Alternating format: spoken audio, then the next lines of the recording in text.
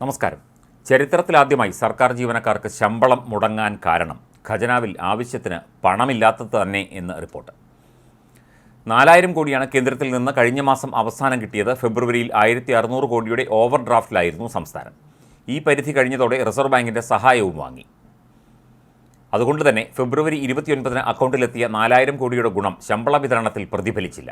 ഓടിയായും reserve ബാങ്കിൽ നിന്ന് എടുത്ത തുക അഡ്ജസ്റ്റ് ചെയ്തപ്പോൾ ഖജനാവിൽ ബാക്കിയായത് 1000 കോടിയോളം മാത്രം. ഇതുപയോഗിച്ച് ശമ്പളവും പെൻഷനും കൊടുത്തു തീർക്കാൻ കഴിയില്ല. ഇതോടെയാണ് തന്ത്രപരമായ നിയന്ത്രണം വന്നത്.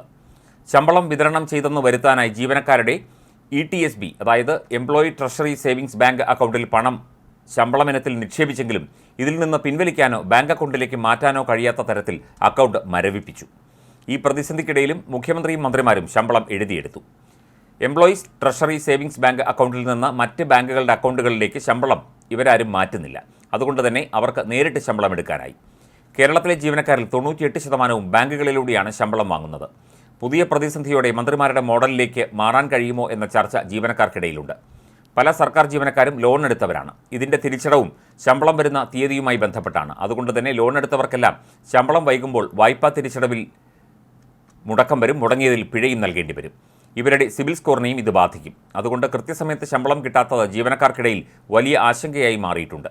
ഇതിനിടെയാണ് മുഖ്യമന്ത്രിയും മന്ത്രിമാരും കൃത്യമായി ശമ്പളം എഴുതിയെടുത്തു എന്നത് ജീവനക്കാർക്ക് വേദനയായി മാറുന്നത്. ജീവനക്കാർക്ക് ശമ്പളം മുടങ്ങിയതിനാൽ ഈ രീതിയിൽ മുഖ്യമന്ത്രിയും മന്ത്രിമാരും ശമ്പളം എഴുതിയെടുത്തത് ശരിയായില്ല എന്ന വാദം ഇടത് സംഘടനകൾക്ക് പോലുമുണ്ട്. ശമ്പളം മുടങ്ങിയതോടെ ഏറെ വിട്ടിലായതും ഇടത് നേതാക്കളാണ്. സ്വന്തം അണികളോട് പോലും കാര്യങ്ങൾ വിശദീകരിക്കാൻ കഴിയാത്ത അവസ്ഥ. മാർച്ച് മാസത്തെ 2-ാം ദിവസവും സർക്കാർ ജീവനക്കാർക്ക് ശമ്പളം നൽകാനായില്ല എന്നത് സർക്കാരിൻ്റെ കെടുകാര്യസ്ഥതയായി ഇടത് സംഘടനകളും വിലയിരുത്തുന്നു. ആദ്യ 2 ദിവസങ്ങളിലായി ശമ്പളം മുടങ്ങിയ സർക്കാർ ജീവനക്കാരുടെ എണ്ണം 3.5 ലക്ഷത്തോളമായി. കഴിഞ്ഞ ദിവസം അധ്യാപകർക്കും ആരോഗ്യവകുപ്പ് ജീവനക്കാർക്കുമാണ് ശമ്പളം നൽകേണ്ടിയിരുന്നത്. ഈ 2 വിഭാഗങ്ങളിലുമായി 2.5 ലക്ഷത്തോളം ജീവനക്കാരുണ്ട്. 3-ാം ദിനവും ശമ്പളം മുടങ്ങിയാൽ കേരളത്തിലെ എല്ലാ ജീവനക്കാർക്കും കൃത്യസമയത്ത് ശമ്പളം കിട്ടാത്ത അവസ്ഥ വരും. ശമ്പളം ലഭിക്കാത്തത് ട്രഷറിയിൽ നിന്ന് ജീവനക്കാരുടെ ബാങ്ക് അക്കൗണ്ടിലേക്ക് പണം കൈമാറുന്നതിലെ സാങ്കേതിക തടസ്സമാണെന്നാണ് ധനമന്ത്രി അടക്കം വാദിക്കുന്നത്. എങ്കിലും എന്ത് തടസ്സമാണെന്ന ചോദ്യത്തിന് പലർക്കും മറുപടിയില്ല. 1.25 ലക്ഷം പെൻഷൻകാരുടെ പണം വെള്ളിയാഴ്ച ട്രഷറിയിൽ നിന്ന് അവരുടെ ബാങ്ക് അക്കൗണ്ടിലേക്ക് മാറ്റുന്നതിന് ഒരു തടസ്സവും നേരിട്ടിരുന്നില്ല. ഇതെല്ലാം ദുരൂഹമായി തുടരുന്നു. ശമ്പളം മുടങ്ങിയതിൽ പ്രതിഷേധിച്ച് പ്രതിപക്ഷ സർവീസ് സംഘടനകളുടെ കൂട്ടായ്മയായ സെക്രട്ടേറിയറ്റ് ആക്ഷൻ കൗൺസിൽ സെക്രട്ടേറിയറ്റിന് മുന്നിൽ പ്രതിഷേധ ധർണ നടത്തി. ശമ്പളം മുടങ്ങിയാൽ എന്ത് സംഭവിക്കുമെന്ന് മനസ്സിലാക്കാനുള്ള സർക്കാരിൻ്റെ പരീക്ഷണമായി ഇതിനെ വിലയിരുത്തുന്നവരുമുണ്ട്. ജീവനക്കാരുടെ അക്കൗണ്ടുകളിലേക്ക് തിങ്കളാഴ്ച പണമെത്തിക്കാൻ കഴിയുമെന്നാണ് ട്രഷറി അധികൃതരുടെ പ്രതീക്ഷ. എന്നാൽ ഒറ്റ ദിവസം കൊണ്ട് മുഴുവൻ സർക്കാർ ജീവനക്കാർക്കും, അതായത് ഏതാണ്ട് 5.25 ലക്ഷം ജീവനക്കാർക്ക് ശമ്പളം നൽകാൻ കഴിയണമെന്നില്ല. ബാങ്ക് വഴിയും ട്രഷറി വഴിയും പെൻഷൻ കൈപ്പറ്റുന്നതിന് ഇപ്പോൾ തടസ്സമില്ല. ട്രഷറിയിലെ സ്ഥിര നിക്ഷേപത്തിൻ്റെ പലിശ നേരിട്ടെത്തി പിൻവലിക്കാം. ഓൺലൈനായി ബാങ്കിലേക്ക് പണം മാറ്റുന്നതിന് മാത്രമാണ് ഇപ്പോൾ സാങ്കേതിക തടസ്സമുള്ളത്. ഇതിനിടെ ട്രഷറി ജീവനക്കാരോട് പരസ്യ പ്രതികരണം പാടില്ല എന്ന നിർദ്ദേശവും സർക്കാർ നൽകിയിട്ടുണ്ട്. അതുകൊണ്ട് തന്നെ സാങ്കേതിക പ്രശ്നത്തിൻ്റെ യഥാർത്ഥ കാരണം പറയാൻ പോലും അവർക്ക് കഴിയുന്നില്ല. മുഖ്യമന്ത്രിയും മന്ത്രിമാരും ശമ്പളം വാങ്ങിയോ എന്ന് മറുനാടൻ്റെ അന്വേഷണത്തിനോട് പോലും സെക്രട്ടേറിയറ്റിനുള്ളിലെ ട്രഷറി ബ്രാഞ്ച് പ്രതികരിച്ചില്ല.